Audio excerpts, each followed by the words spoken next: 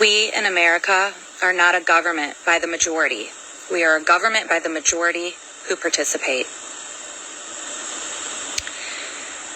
This couldn't have been truer this past Tuesday during Ohio's second phase of its primary election. Since 1986, the record for lowest voter turnout was a meager 17% in the 2014 Ohio primary. But on August 2nd, 2022, the percentage of Ohio's registered voters that cast their ballots was a devastating 8%. What's worse is this election cost taxpayers an additional $25 to $35 million. Folks, we have to do better. We must do better. We are supposed to be a government of the people, by the people, for the people. But we, the people, did not participate. Do you know who did participate? The establishment. And so it is that we are left with another 2 to 4 years of the richest people in Ohio. I want to congratulate Leeann Johnson on her win. Although my campaign had been an uphill battle from the very start, I am proud of all that it accomplished. The redistricting disaster alone was enough to make any candidate want to quit. I didn't even know what counties to campaign in, let alone if I was going to be approved to be on the ballot. I was a brand new candidate on the scene with no money, no county or state party backing, and no name recognition. I had to first introduce myself to an electorate who had never heard of me.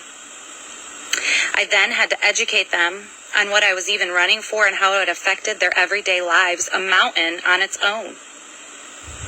Then I had to explain my platform of solid issues. No one wants to hear that it may be their party that needs changed. Finally, I went up against a giant. She was married to an Ohio congressman, which she regularly reminded voters about, and had every single upper hand available, including name recognition and county and state party backing and money. She was also the incumbent, which we all know that the current two-party system favors. But even with all that, all those obstacles, all of those odds stacked against me, I was still able to take 43.24% of the vote. In my home county, I took 64.46% of the vote.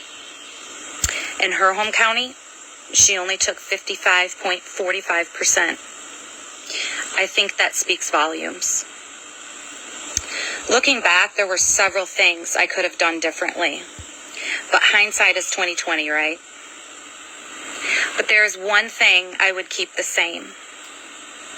And that is putting my trust in those who supported my message and the movement. The movement to bring morality and ethics into the Ohio Republican Party and give power back to we the people. Because if it wasn't for you, the campaign wouldn't have been this successful. Thank you all to those special patriots who supported me and pushed me and did work for me. Not for me, but for the cause. I made many fast friends while walking this path. Supported, pushed, and it was you who you supported, pushed, worked, and voted for.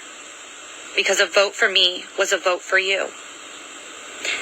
Your hard work will not be forgotten.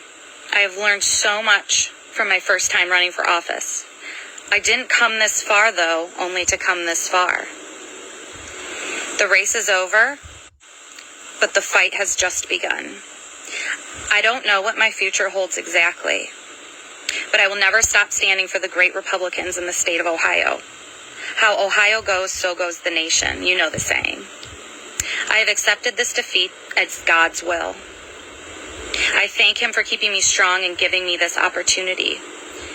And God bless every single one of you. I'd like to finish with one of my favorite quotes. It is not the critic who counts, not the man who points out how the strong man stumbles, or where the doer of deeds could have done them better. The credit belongs to the man who is actually in the arena, whose face is marred by dust and sweat and blood, who strives valiantly, who errs, who comes short again and again, because there is no effort without error and shortcoming, but who does actually strive to do the deeds, who knows great enthusiasms, the great devotions, who spends himself in a worthy cause, who at the best knows in the end the triumph of high achievement, and who at the worst, if he fails, at least fails while daring greatly, so that his place shall never be with those cold and timid souls who neither know victory nor defeat. And that, of course, is Theodore Roosevelt. Until next time, folks.